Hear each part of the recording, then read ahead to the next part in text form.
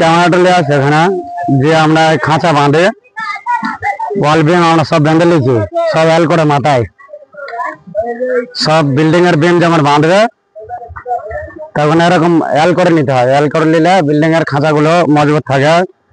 এল গুলো দেখাও। আর এল কিভাবে করেছি যদি কেউ জানতে চায় পরে কমেন্ট করে জানাবে কিভাবে করতে হয়, তখন দেখিয়ে দেবো। ওইদিকে সবাই যে হলো ওই লাভাও তো তাহলে লাভাও, লাভানো তো দেখাবে।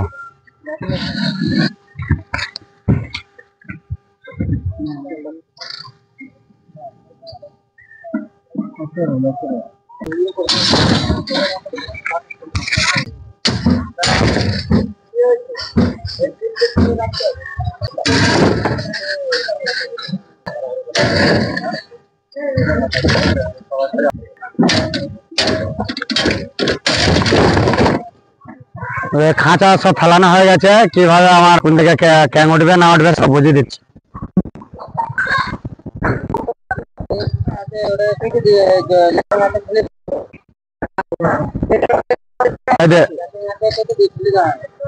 ক্যাংটা এদিক থেকে উঠবে, এদিক থেকে উঠবে আর ওই দিক থেকে উঠবে। আর ক্যাং এইগুলি দিতে হবে না, ক্যাংটা এখানে উঠবে এই দিক থেকে, মানে এইদিকে উঠবে না, ক্যাং এইদিকে উঠবে। আর এটা এইদিকে উঠবে। হ্যাঁ, এটা দুই দিক থেকে উঠবে, এই পার থেকে ক্যাং বিমের এই পার থেকে